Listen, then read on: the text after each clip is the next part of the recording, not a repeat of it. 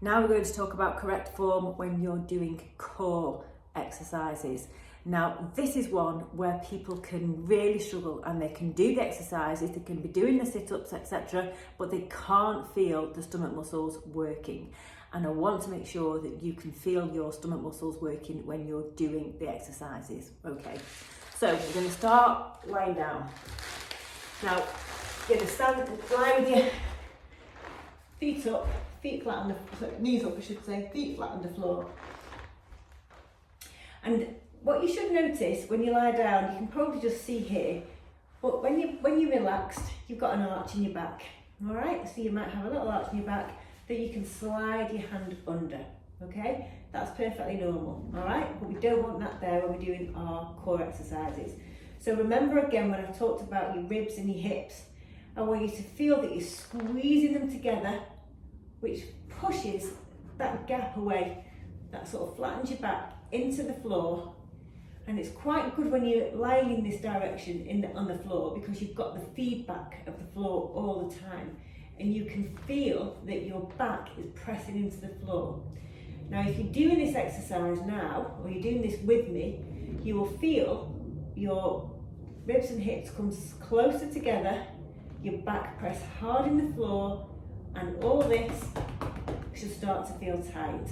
Okay, now what I want you to do is just lie there, press that back into the floor, and keep thinking about it. Remember the mind-muscle connection. Keep focusing on all these muscles here until you start to feel them burning. Okay? Now, mine are burning already. Some people, it can take them a couple of weeks actually when I do PT sessions. Hopefully it won't take you that long because you've got the opportunity to practice these at home. But just practice this. If you can't feel them working, you can't feel them firing up, just keep doing this exercise and press into the floor and hold it for longer and longer and longer, and eventually, I promise you, you'll start to feel these little muscles start to fire up. Okay? Now, I'm going to show you an exercise that is going to be included in the workout, so you can just about see it because I'm a bit close, but one hand, your hands are going to be up. If you do Pilates, you'll be familiar with this. And I'm going to tap down on one side, on one leg at a time, I should say. Okay, so that would be an example of a stomach exercise.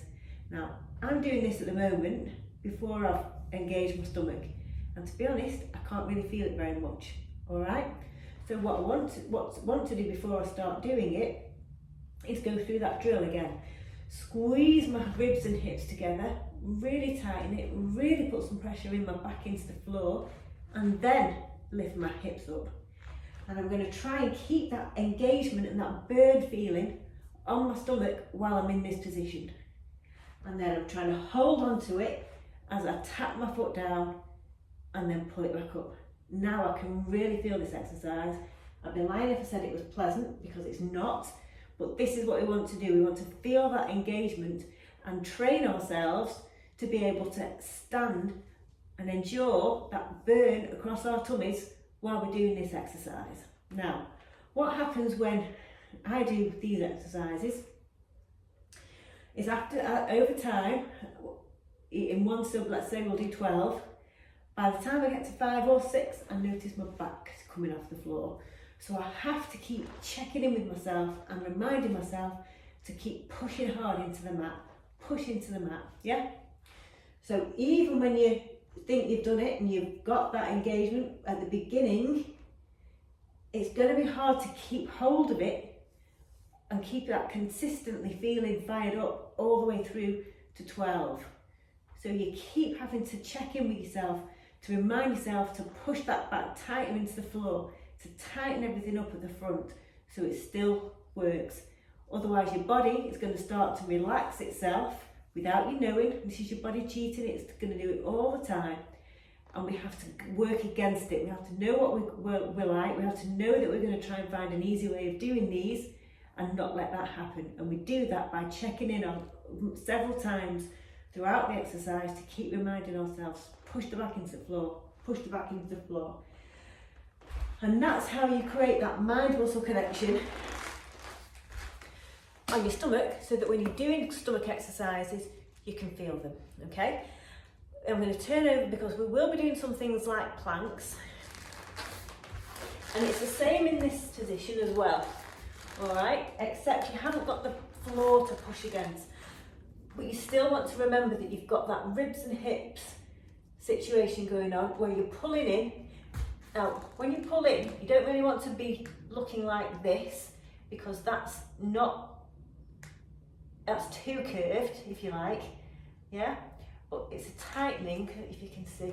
It's very slight tightening, but my back still looks flat. I don't get to this position, okay? That would be me being relaxed with that dip in my back, and now I'm pulling in and I'm trying to squeeze these muscles together like I did on the floor, and then I'm going to be doing planks, okay? Lifting up, maybe putting my legs out and keeping that feeling of squeeze on the tummy, all right?